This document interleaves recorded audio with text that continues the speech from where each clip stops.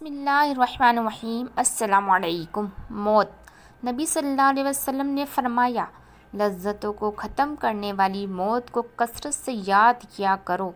کسی کو ذلیل کرنے سے پہلے خود ذلیل ہونے کے لیے تیار رہیں، کیونکہ اللہ کا ترازو صرف انصاف تولتا ہے۔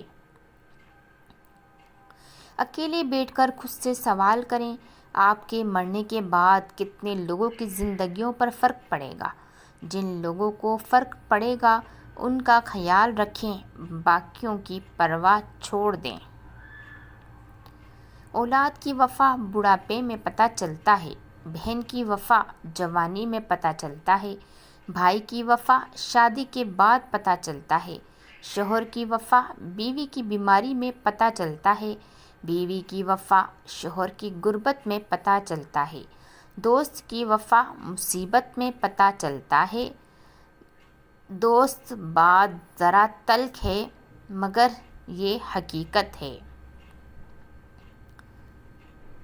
رسول اللہ صلی اللہ علیہ وسلم نے ارشاد فرمایا، جس شخص پر تنگ دستی مسلط ہو جائے وہ مجھ پر کثرت سے درود پاک پڑھے، اس لیے کہ درود شریف تنگ دستی کو ختم کر کے کثرت رزق اور حاجات کو پورا کرنے کا باعث ہے۔ جس قدر ممکن ہو لوگوں کے ہجوم سے بچو، اس طرح تمہارا دل سلامت رہے گا، نفس پاکیزہ رہے گا اور جسم کو آرام ملے گا۔ جس طرح آگ کا ایک ذرہ عالم کو تباہ کر دیتا ہے، اسی طرح ایک گلہ انسان کی حالت تباہ کر دیتا ہے۔ زندگی کا ہر لمحہ نہایت قیمتی ہے، جس کا اندازہ قیامت کے روز ہوگا۔ ہماری خواہش ہمارے راستے کا پتھر ہے، اس کو ٹھوکر مار کر دریا میں پھینک دیں، تب جا کر تو معرفت حاصل کر پائے گا۔ وہ بندہ جس کے دل میں دنیا کے لیے پیار اور چاہت ہوگی، وہ کبھی اللہ کی راہ پر نہیں چل سکتا۔ بغیر نیکی اور عبادت کے آخرت میں ثواب کی امید رکھنا جہالت ہے۔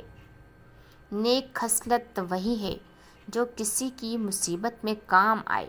جو ادب سے محروم رہتا ہے وہ تمام بھلائیوں سے محروم رہتا ہے۔ آنکھوں کے اوپر عجوا کھجور کا چھلکا مسل دو، نظر اتنی تیز کہ رات کو بھی دکھائی دینے لگے گا۔ انسان کے 3 حصے ہیں، ان میں سے ایک اللہ کا، دوسرا اپنا، تیسرا کیڑوں کا۔ جو حصہ اللہ کا ہے وہ روح ہے، جو حصہ اپنا ہے وہ عمل ہے، جو حصہ کیڑوں کا ہے وہ جسم ہے۔ ہر انسان کے اہل و عیال اور مال و جان کے بارے میں کم ہو جانے یا بڑھ جانے کا جو فیصلہ اللہ نے مقدر میں لکھا ہوا ہے وہ آسمان سے اترتا ہے۔